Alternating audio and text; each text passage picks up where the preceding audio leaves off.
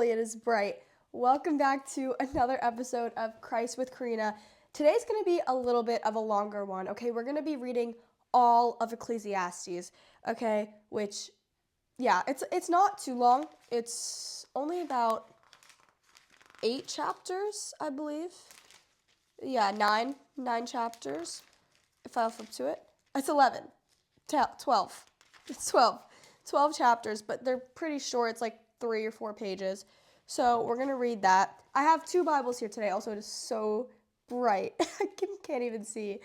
But we have my study Bible here because this is NLT. So it's a lot easier to understand when I'm reading it. But then I also have my study Bible here, which I don't know what version this is, but it's not NLT. It's one it's a lot easier than the King James one. I think it's like the World one. I don't remember exactly. But I have some notes in here that I want to talk about because I read this last week and I really did like it. I think it's a really important book. They're all important, but this one I really enjoyed, and it was my first time working at it. So if you've never read Ecclesiastes, let's get going. If you have never read it, since I'm reading the whole thing, you can take out your own Bible, read along. It'll be a lot of fun. So yeah, let's get started. Okay. Ecclesiastes 1. Let me see if there's any introduction. Actually, what's really great about the study Bible is that it has like the meanings of everything, and then it also has like the key points at a glance and like an explanation of what it is. So that is awesome. It really helps you get a deeper, better understanding along with your own thoughts as well, but it helps a lot because the Bible can be confusing sometimes, okay? We're not just bored with understanding all this means. It's complicated. Okay. Ecclesiastes 1. These are the words of the teacher, King David's son, who ruled in Jerusalem. So I'm pretty sure Solomon. Yeah, this is Solomon who's writing this. He also wrote Proverbs and Song of Solomon, obviously, and other things, I think. Okay. Everything is meaningless, says the teacher. Completely meaningless. What do people get for all their hard work under the sun? Generations come and generations go, but the earth never changes. The sun rises and the sun sets, and then hurries around to rise again. The wind blows south and then turns north. Around and around it goes, blowing in circles. Rivers run into the sea, but the sea is never full. Then the water returns again to the rivers and flows out again to the sea. Everything is wearisome beyond description. No matter how much we see, we are never satisfied. No matter how much we hear, we are not content. History merely repeats itself. It has all been done before. Nothing under the sun is truly new. Sometimes people say, here is something new, but it's actually old. Nothing is ever truly new. We don't remember what happened in the past, and in future generations, no one will remember what we are doing now. I, the teacher, was king of Israel, and I lived in Jerusalem. I devoted myself to wisdom, everything being done under heaven. I soon discovered that God has dealt a tragic existence to the human race. I observed everything going on under the sun, and really, it is all meaningless, like chasing the wind. We hear that phrase a lot, like chasing the wind. What is wrong cannot be made right. What is missing cannot be recovered. I said to myself, look, I am the writer. I am wiser than any of the kings who ruled in Jerusalem before me. I have greater wisdom and knowledge than any of them. So I set out to learn everything from wisdom to madness and folly. But I learned firsthand that pursuing all of this is like chasing the wind. The greater my wisdom, the greater my grief. To increase knowledge only increases sorrow. Chapter 2, The Futility of Pleasure. I said to myself, come on, let's try pleasure. Let's look for the good things in life. But I found that this too was meaningless. So I said, laughter is silly. What good does it do to seek pleasure? After much thought, I decided to cheer myself with wine. And while still seeking wisdom, I clutched at foolishness. In this way, I tried to experience the only happiness most people find during their brief life in this world. That's really sad. I also tried to find meaning by building huge homes myself, by planting beautiful vineyards. I made gardens and parks, filling them with all kinds of fruit trees. I built reservoirs to collect the water, to irrigate many flourishing groves. I bought slaves, both men and women, and others were born into my household. I also owned large herds and flocks, more than any of the kings who had lived in Jerusalem before me. I collected great sums of silver and gold, the treasure of many kings and provinces. I hired wonderful singers, both men and women, and many beautiful concubines. I had everything a man could desire. So I became greater than all who had lived in Jerusalem before me, and my wisdom never failed me. Anything I wanted, I would take. I denied myself no pleasure. I even found great pleasure in hard work, a reward for all my labors. But as I looked at everything I had worked so hard to accomplish, it was all so meaningless, like chasing the wind. There was nothing, really anything worthwhile. So I decided to compare wisdom and foolishness and madness. For who can do this better than I, the king? I thought. Wisdom is better than foolishness, just as light is better than darkness. For the wise can see where they are going, but fools walk in the dark. Yet I saw that wise and the foolish both share the same fate. Both will die. So I said to myself, since I will end up the same as the fool, what's the value of all my wisdom? This is so meaningless. For the wise and the foolish both die.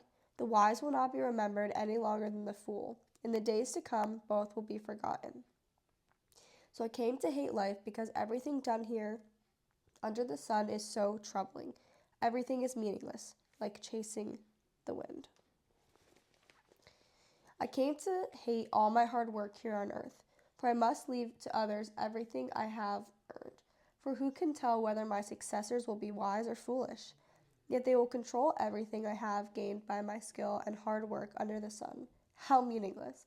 So I gave up in despair, questioning the value of all my hard work in this world. Some people work wisely with knowledge and skill, then must leave the fruit of their efforts to someone who hasn't worked for it. This too is meaningless, a great tragedy. So what do people get in this life for all their hard work and anxiety? Their days of labor are filled with pain and grief. Even at night their minds cannot rest. It is all meaningless. So I decided that there is nothing better to do than to enjoy food and drink and to find satisfaction in work. Then I realized that these pleasures are from the hand of God. For who can eat or enjoy anything apart from him? God gives wisdom, knowledge, and joy for all those who please him. But if a sinner becomes wealthy, God takes the wealth away and gives it to those who please him. This too is meaningless, like chasing the wind. When you first read this, you can be a little caught off guard because it's basically saying no matter what you do in this life is meaningless. Everything is meaningless. You can work hard, still everything is meaningless. There's no point in feeling pleasure because that's meaningless. There's no point in doing literally anything because nothing matters, okay? Because we all die. And then it kind of gets to the point like, why should I be a good person if I'm going to die and a foolish person is also going to die? We all have the same fate. That is the worldly view. Yeah, so if you don't have faith in God, if you don't have hope for an eternal future, then that is the reality of life. We live and there's no purpose for our lives. Okay, we live and we all die. We all die the same death. We have the same exact fate, and there's no purpose on this planet. But what the point that he's trying to make is not that everything is meaningless, but that everything is meaningless without God. Okay, people try and fill this God-sized hole in their heart with all these things, with pleasure, with work, with money. Okay, people try filling that hole with wisdom, even trying to get as much knowledge as possible. And he's not saying that these things are bad. He's just saying that they don't give life meaning, and that they're actually given to us by God. And that is the purpose of our life, okay? To enjoy our life, yes. To work hard, yes. But also to serve and honor God because he is what ultimately gives us purpose and meaning, okay? If God isn't real, we're here for no reason and we die and nothing matters, okay? Nothing matters at all, which I don't believe is the reality, okay? Another point that he's making is that wisdom can't conquer death or guarantee eternal life. However, wisdom is so valuable, okay? Because what we do on earth has eternal consequences, okay? If we choose to seek God, seek wisdom, learn the truth, then we could probably spend eternity with our Father. But if we ignore the truth, we don't even want to look into it, yeah, we're going to be separated from him forever. So it does have eternal consequences. And it's important to be wise. And you don't want to be foolish because you don't want to be ignorant and you want to learn things. And you'll also have more success in this life, okay? The more wise you are, the more you learn, the more you grow, the more you'll be able to do. If you're just lazy and you're foolish, what are you going to accomplish in this life? Nothing. Okay, number 3, a time for everything.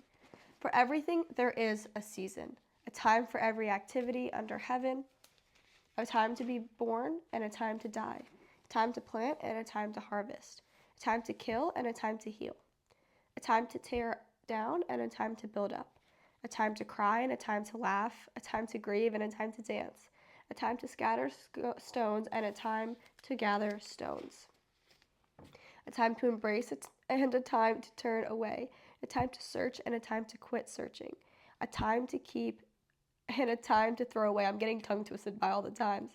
A time to hear and a time to mend, a time to be quiet and a time to speak, a time to love and a time to hate, a time for war and a time for peace. What do people really get for all their hard work? I have seen the burden God has placed on all of us. Yet God made everything beautiful for its own time. He had planted eternity in the human heart.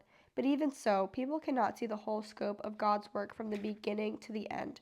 So I concluded there is nothing better than to be happy and enjoy ourselves as long as we can. And people should eat and drink and enjoy the fruits of their labor, for these are gifts from God. Now I know that whatever God does is final. Nothing can be added or taken away from it. God's purpose is that people should fear Him. What is happening now that happened before, and what will happen in the future has happened before, because God makes the same things happen over and over again. I also noticed that under the sun there is evil in the courtroom. Yes, even the courts of law are corrupt. I said to myself, in due season, God will judge everyone, both good and bad, for all their deeds. I also thought about the human condition, how God proves to people that they are like animals, for people and animals must share the same fate. Both breathe, and both must die. So people have no advantage over the animals. How meaningless. Both go to the same place. They came from dust and they return to dust. For who can prove that the human spirit goes up and the spirit of animals goes down into the earth? So I saw that there is nothing better for people than to be happy in their work, that in our lot in life, and no one can bring us back to see what happens after we die. Let's go over some of the points in that. Okay? For everything there is a season. I just thought of this right now. I didn't even write this down, but when it's saying that everything has its season, there can't really be good times without bad times. Okay? If you've never experienced struggle, how are you supposed to feel happy when you've accomplished something? Or if you've never been sad, like if happy is just your normal, which is great, like obviously it's good to be happy. But what I'm talking about, if you've never experienced sad times, you don't really know the true joy of being happy. Or you don't know like the time for love. If you haven't experienced hate, like you don't know what that is. Like that's a contrast that is needed. That was off the top of my head. I don't even know if that's correct, but that's how I interpreted it. But there is a right place for everything. Now let's go more towards the end of that passage. So again, he's not saying that hard work, pleasure, and wisdom don't have value. He's saying that we should enjoy these. Okay, he's saying the best things in life is to enjoy the fruit of our labor and to enjoy and drink and eat with our families, okay, and eat with the people that we love. He's not saying that these are like the sole purpose of life or that they're meaningless.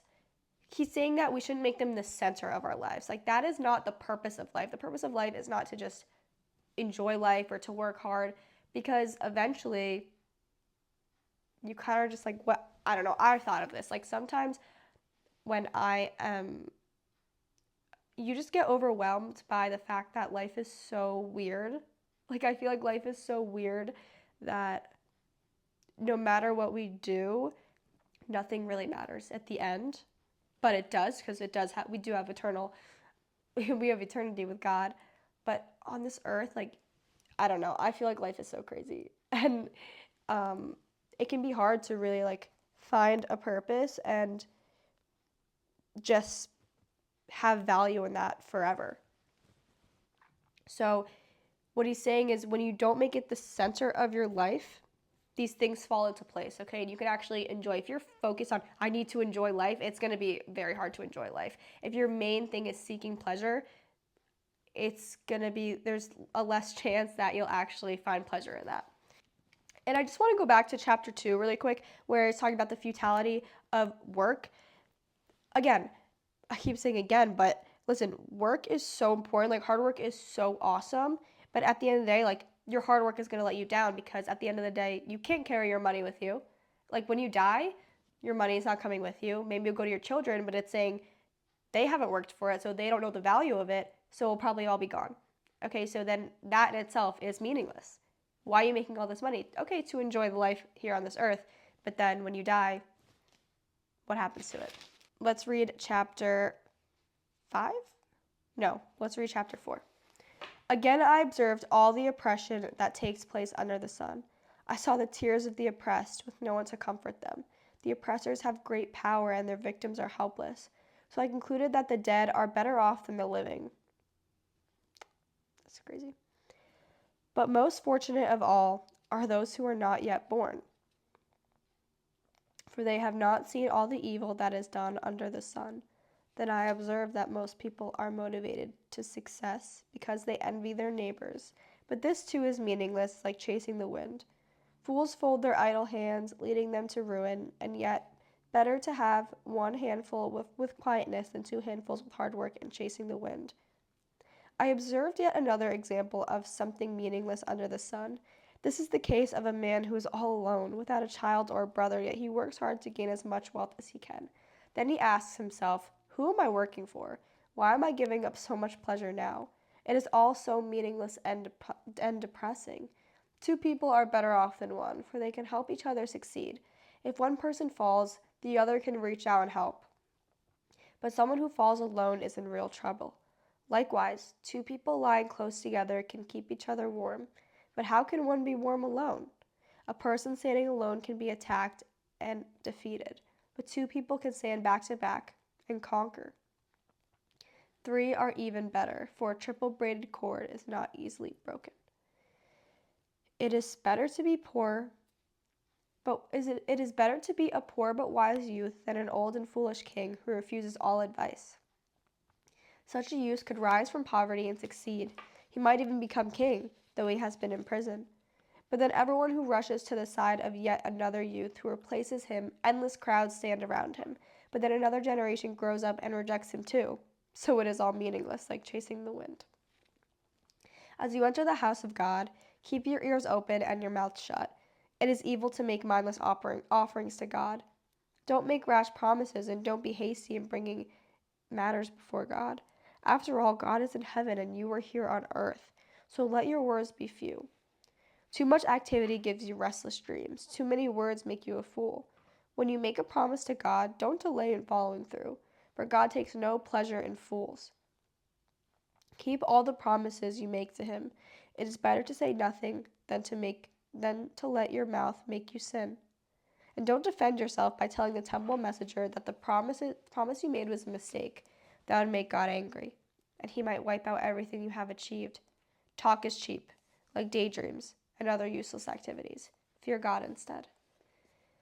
Don't be surprised if you see a poor person being oppressed by the powerful, and if justice is being miscarried throughout the land. For every official is under orders from higher up, and matters of justice gets lost in red tape and bureaucracy.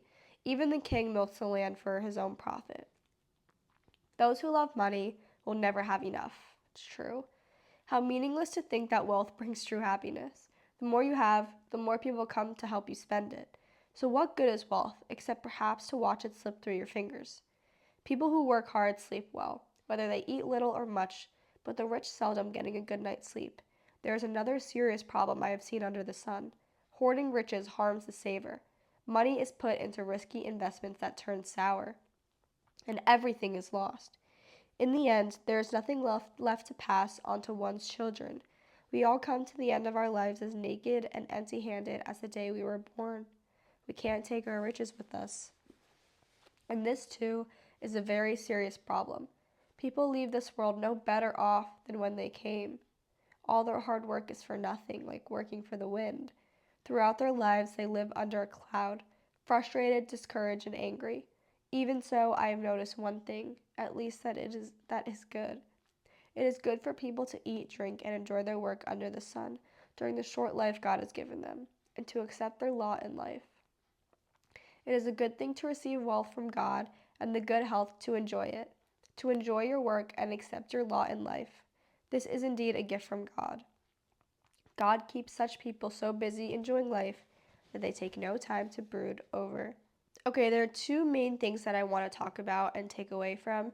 It's the two people are better off than one. It's just talking about the power of friendship. Okay, life is designed for companionship and not isolation. Okay, close friendship and not loneliness is what we need. Some people prefer to keep others away, thinking they can't trust anyone or that no one will like them, but it's worthwhile to pursue and invest in good friendships.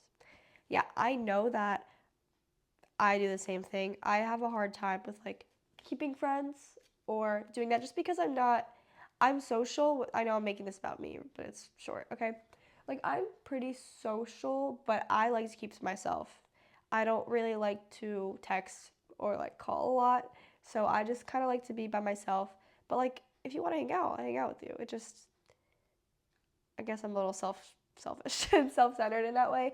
But I know the importance of friendship and meaningful connections, especially having people around you who are godly, who are God focused, because that will really, like, you're going to need them when things get hard. And it's good to have a good circle of friends that you can rely on that can lead you in scripture, lead you closer to Jesus, and just keep you focused on the way you should be living life, because sometimes people can get in their head on what's right, what's wrong, and they've no one to turn to. Of course they have God, but of course we always have God, but it does help having some people here who also serve the same God as you and who are in the same position and kind of know their way around. So it's definitely important. If you are not plugged into a group, your church, definitely try and get into that. I know it's kind of hard, but definitely make an effort to do that because it is important. And the last thing I want to talk about is that it's really saying, like, you can't buy happiness. Okay? Solomon observes that those who spend their lives obsessively seeking money never have enough, and they never find the happiness that it promises. Sure, accumulating wealth is great. I'm sure you can get temporary happiness from your new car, your vacation. I mean, that's a little different because, like, you're spending memories. Money helps, okay? It does help. It's not saying money is bad. Idolizing money is bad. Making it the sole purpose of your life is bad. But you earning money, you working hard, and you spending your money on serving others and also for your family to have what they need to live the best lives. Is this shadow kind of making me look like I have like bangs or something? I feel like that's funny. Sorry. But no matter what, like wealth and loving money, it's not wealth inherently, but it's the loving money. Making money your idol is what ultimately leads to sin and leads you to be unhappy because you'll never have enough. You can never have enough. You always want more. People always want more, and that's what leads to such unfulfillment. Okay.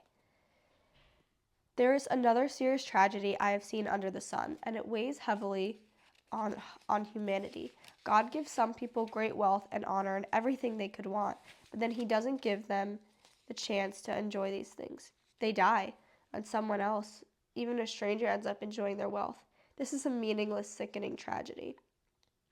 A man might have 100 children and live to be very old, but if he finds no satisfaction in life and doesn't even get a decent burial, it would have been better for him to be born dead.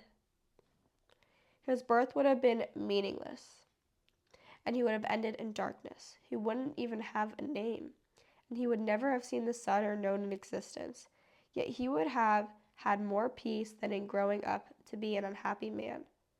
He might live 1,000 years twice over, but still not find contentment.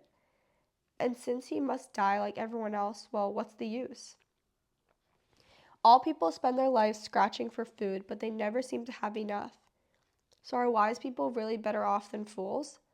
Do poor people gain anything by being wise and knowing how to act in front of each other? Enjoy what you have rather than desiring what you don't have. Just dreaming about nice things is meaningless, like chasing the wind. Everything already has been decided. It was known long ago what each person would be. There's no use arguing with God about your destiny. The more words you speak, the less they mean. So what good are they? In the few days of our meaningless lives, who knows how our days can be best spent? Our lives are like a shadow. Who can tell what will happen on this earth after we are gone?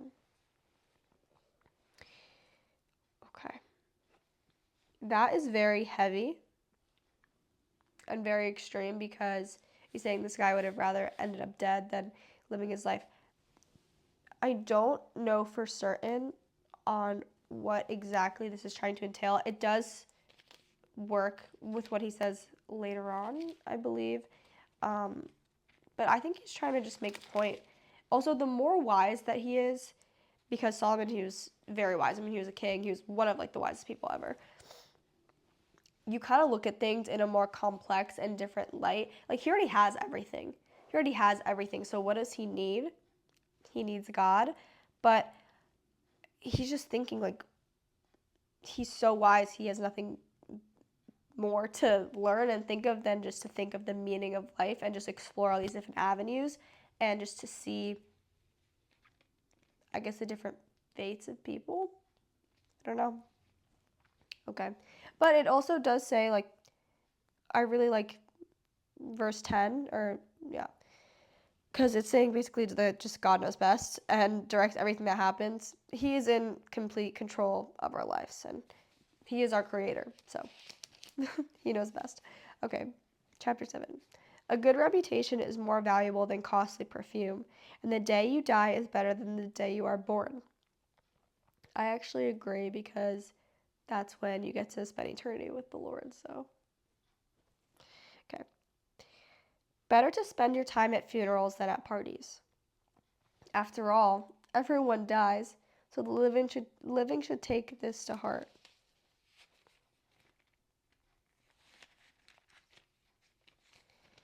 I'm just going to stop right here and explain this. He's showing that life is short. I mean, you know what? I'm going to finish. But in the next passages, like the rest of the passage, he's just talking about how life is short. I'm going to finish and then I'll just do a better explanation. Sorrow is better than laughter, for sadness has refining influence on us. A wise person thinks a lot about death, while a fool thinks only about having a good time. Better to be criticized by a wise person than praised by a fool. A fool's laughter is quickly gone, like thorns crackling in the fire.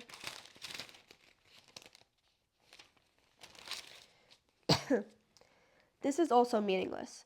Exhortation turns wise people into fools, and bribes corrupt the heart. Finishing is better than starting. Patience is better than pride. Control your temper, for your anger labels you a fool. Don't long for the good old days. This is not wise. Wisdom is even better than when you have money. Both are a benefit as they get you through life. Wisdom and money can get you almost anything, but only wisdom can save your life. Accept the way God does things. For who can strain what he has made crooked? Enjoy prosperity while you can, but when hard times strike, realize that both come from God. Remember that nothing is certain in this life. This passage is all about showing how we live our life matters and how short life can be. Okay, when we think about death, it reminds us that we still have time to change before we die. Okay, we have time to confess our sins and receive eternal life from God. And when we don't think about that, we kind of don't see it like we have a time limit. But in reality, we do. This is so funny that there's like a headband on me. I can't get over that. Maybe I'll go over here. We don't see it like we have a time limit. And here, oh, this is something that it's written down at the bottom. In Psalms 90:12, it says, teach us to realize the brevity of life so that we may grow in wisdom. And when we think we basically can live forever, we can do whatever we want, we don't care about death. We don't care about eternity. We're only thinking about now. We're thinking about the pleasures of right now, what I want right now, not what's good for your future. Okay, let's finish 7.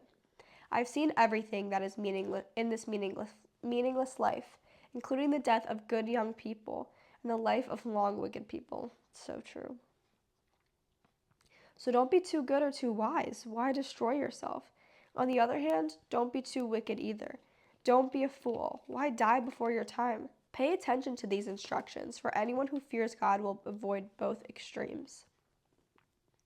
One wise person is stronger than 10 leading citizens of a town. Not a single person on earth is always good and never sins. Don't eavesdrop on others. I did this yesterday. Called out. You may hear your servant curse you. for you know how often you yourself has cursed others.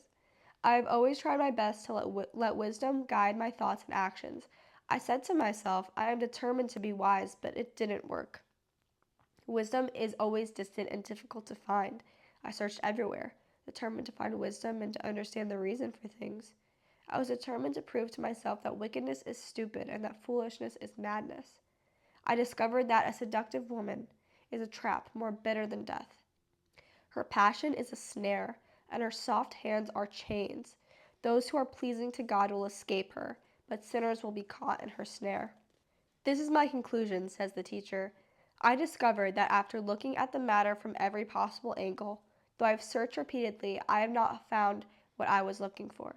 Only 1 out of 1,000 men is virtuous, but not one woman. But I did find this. God created people to be virtuous, but they have each turned to follow their own downward path. Now, before you're like, why is he hating on women right now? That's not the point he's trying to make. Okay? He's saying that we are all sinners and we all fall so short of being virtuous. We are not capable of it. And that back in this time, women didn't have the same education as men, especially like biblical education and just education in general. So because men were more aware of what was right, like what your rights, what you're supposed to do, they still didn't follow through. They were still not capable of being holy and virtuous. And women, they didn't have the fair shot. So he's saying that the men, even though they've studied and they supposedly know more, they're basically equal to how evil the women are. We all fall so short, and that's the point that he is trying to make here. Okay, chapter 8. How wonderful to be wise, to analyze and interpret things. Wisdom lights up a person's face, softening its harshness. Obey the king, since you vowed to God that you would. Don't try to avoid doing your duty, and don't stand with those who plot evil, for the king can do whatever he wants. His command is backed by great power. No one can resist or question it. Those who obey him will not be punished. Those who are wise will find a time to do and a way to do what's right. For there is a time and a way for everything, even when a person is in trouble. Indeed, how can people avoid what they don't know is going to happen? None of us can hold back our spirit from departing. None of us have the power to prevent the day of our death. There's no escaping that obligation, that dark battle. And in the face of death, wickedness will certainly not rescue the wicked. I have thought deeply about all that goes on here under the sun, where people have the power to hurt each other. I've seen wicked people buried with honor, yet they were the very ones who frequented the temple and are now praised. In the same city where they committed their crimes, this too is meaningless. When a crime is not punished quickly, people feel it is safe to do wrong. But even though a person sins 100 times and still lives a long time, I know that those who fear God will be better off. The wicked will not prosper, for they do not fear God. Their days will never grow long like the evening shadows. Then this is not all that is meaningless in our world. In this life, good people are often treated as though they were wicked, and wicked people often treated as though they were good. This is so meaningless. So I recommend having fun, because there's nothing better for people in this world than to eat, drink, and enjoy life. That way, they will experience some happiness along with all the hard work God gives them under the sun. In my search for wisdom, and in my observation of people's burdens here on earth, I discover that there is ceaseless activity, day and night. I realize that no one can discover everything God is doing under the sun. Not even the wisest people discover everything, no matter what they claim. All we need to do is trust God and enjoy our life. Okay, if we can accept each day we can accept the food, our hard work, we can accept the pleasure. We follow God. We know that we're good in the end. Okay, we know where we're ending up. But if you want to live a wicked life, your life is still in the control of God, but you're not following Him, and you don't. Oh, no.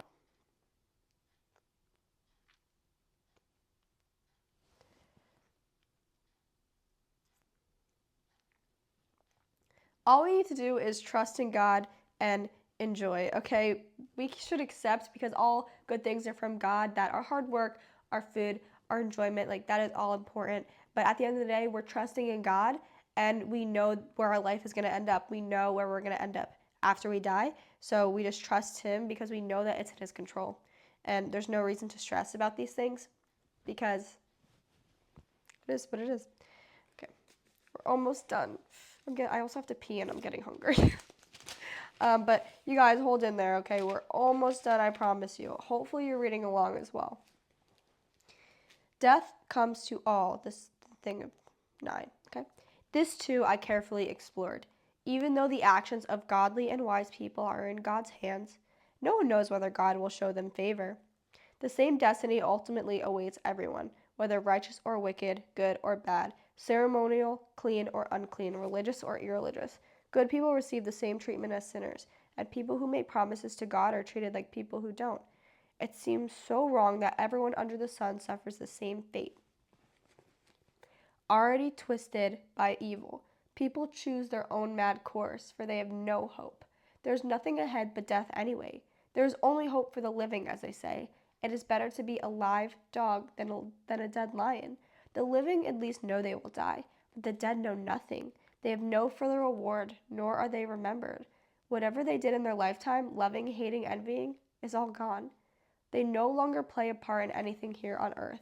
So go ahead, eat your food with joy and drink your wine with a happy heart, for God approves of this. Wear your fine clothes and a splash of cologne. Live happily with the woman you love throughout all the meaningless days of life that God has given you under the sun. The wife God gives you is your reward for all your earthly toil.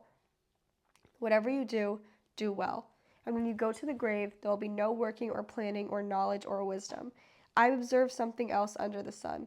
The fastest runner doesn't always win the race, and the strongest warrior doesn't always win the battle. The wise sometimes go hungry, and the skillful are not necessarily wealthy. And those who are educated don't always lead successful lives. It is all decided by chance, by being in the right place at the right time.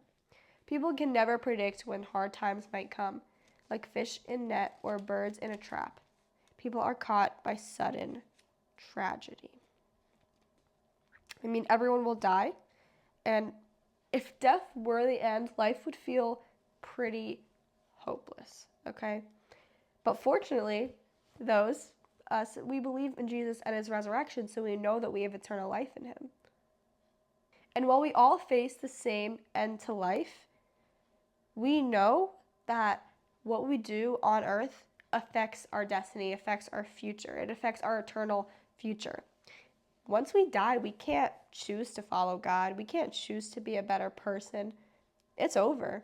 These are the decisions that you make daily, okay? You have to make the decision daily to follow Christ, pick up your cross, deny your flesh, and actually follow him and be the best person that you can. Love others. This is your duty, because even though, again, we all have the same earthly fate, we're all going to die, the eternal consequences or the eternal whatever comes next, okay, is up to us. It's not really up to us because Jesus did die, and if it was up to just purely our good doing, we would not go to heaven, okay? But of course, because Jesus died for us, and we have to choose to put our faith in him. We have to choose to love him and love others, and that's all we can do in this life. Here's another bit of wisdom that has impressed me as I have watched the way our world works. There was a small town with only a few people, and a great king came with his army and besieged it. A poor wise man knew how to save the town, and so it was rescued. But afterward, no one thought to thank him. So even though wisdom is better than strength, those who are wise will not be despised if they are poor. What they say will not be appreciated for long. Better to hear the quiet words of a wise person than the shouts of a foolish king. Better to have wisdom than weapons of war, but one sinner can destroy much that is good. Chapter 10. 3 more. As dead flies cause even a bottle of perfume to stink, so a little foolishness spoils great wisdom and honor. A wise person chooses the right road, and a fool takes the wrong one. You can identify fools by the way they walk down the street. If your boss is angry at you, don't quit. A quiet spirit can overcome even great mistakes. There is another evil I've seen under the sun. Kings and rulers make grave mistakes. When they give you great authority to foolish people and low positions to people of proven worth. I've even seen servants riding horseback like princes, and princes walking like servants. When you dig a well, you might fall in.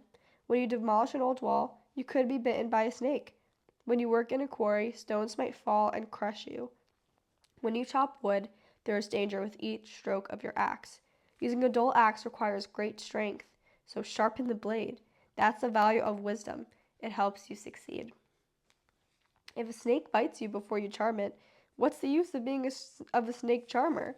Wise words bring approval, but fools are destroyed by their own words. Fools base their assumptions on fools base their thoughts on foolish assumptions, so their conclusions will be wicked madness. They chatter on and on.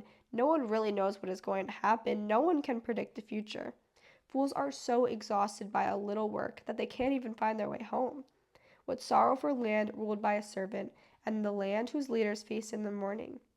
Happy is the land whose king is a noble leader, and whose leader feast at the proper time to gain strength for their work, not to get drunk. Laziness leads to a sagging roof. Idleness leads to a leaky house. A party gives laughter, wine gives happiness, and money gives everything. Never make light of the king, even in your thoughts. And don't make fun of the powerful, even in your own bedroom. For a little bird might deliver your message and tell them what you said. When he's describing the circumstances that aren't fair or that just don't make sense, he's saying that wealth or wisdom can't provide justice. And that further brings home the point that we're nothing without God, okay? He has the final say when we die. He's the one who will bring justice in the end. So what we do on this earth, it matters. But things that seem unfair, he makes right in the end. Again, he talks about wisdom again. Okay, wisdom isn't everything, but it has value. He talks about using a dull axe requires great strength to sharpen the blade. Refine your skills, refine your wisdom. Make sure that you know the word of God, okay? So you know how to live your life, if you are just blindly, if your faith or your knowledge of the Bible is like a dull axe, you're just kind of guessing, okay? You're kind of guessing, you're going along, yeah, I think I read this one time. No, know the facts, know what you're doing. And this is with any skill, okay? You learn, you sharpen your tool, and you get better at it. You get better, you know more, and you're more successful.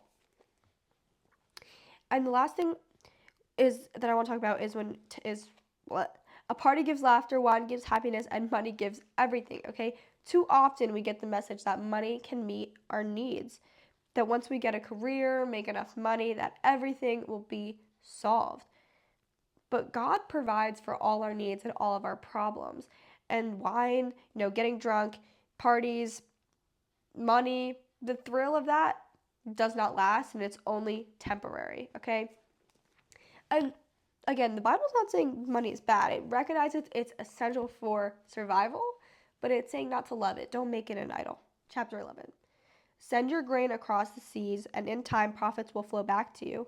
But divide your investments among many places, for you do not know what risks might lie ahead. When clouds are heavy, the rains come down. Whether a tree falls north or south, it stays where it falls. A farmer who waited for the perfect weather to never plant. Farmers who wait for the perfect weather never plant. If they watch every cloud, they never harvest. Just as you cannot understand the path of the wind or the mystery of a tiny baby growing under its mother's womb, so you cannot understand the activity of God who does all things. Plant your seed in the morning and keep busy all afternoon, for you do not know if profit will come from one activity or another, or maybe both. Light is sweet. How pleasant to see a new day dawning. When people live to be very old, let them remember that there will be many dark days. Everything still to come is meaningless. Young people, it is wonderful to be young. Enjoy every minute of it. Do remember you want to do, take it all in. But remember that you must give an account to God for everything you do. So refuse to worry and keep your body healthy. But So refuse to worry and keep your body healthy, but remember that youth with the whole life before you is meaningless. Each day is a gift, and we shouldn't take it for granted, okay? Each day we wake up with breath in our lungs, we're blessed with breath in our lungs. There are so many people who don't get that opportunity, but just know that each day when we are blessed with the gift of life, that we should do what we can to serve God, love others, love God, and honor Him, and live in a way that can guarantee us eternal life. And it's not just about that. Of course, we want to be with our Father. I want to be with Jesus. Like, it's not just so I don't go to hell, okay, or so I go to heaven. Like, there's deeper meaning to that. All right, last chapter. Let's go. Don't let the excitement of youth cause you to forget your Creator. Honor Him in your youth before you grow old and say, life is not pleasant anymore. Remember Him before the light of the sun, moon, and stars is dim to your old eyes, and rain clouds continually darken your sky. Remember Him before your legs and the guards of your house start to tremble, and before your shoulders the strong men stoop. Remember Him before your teeth, your few remaining servants stop grinding, before your eyes the woman looking through the windows sees dimly. Remember that before the door to life open. Remember, remember him before the remember him before the door to life's opportunities is closed and the sound of work fades. Now you rise at the first chirping of birds, but then all their sounds will grow faint.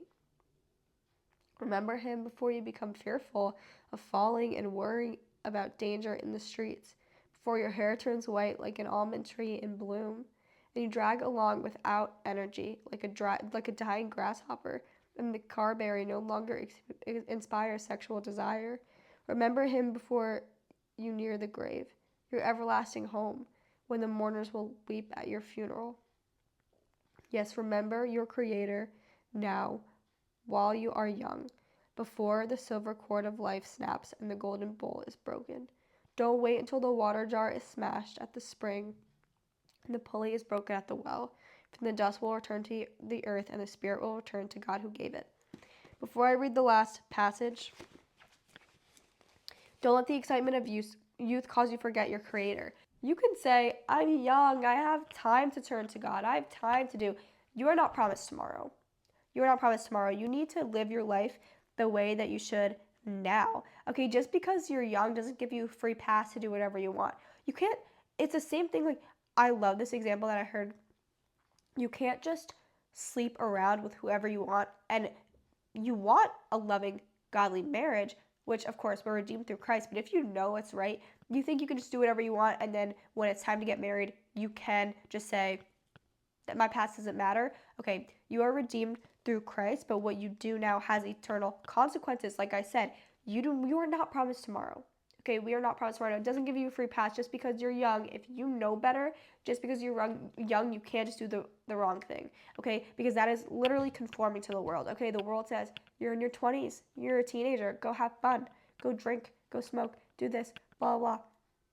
It's not cool to be a Christian. It's not cool to be abstinent and not do all these things.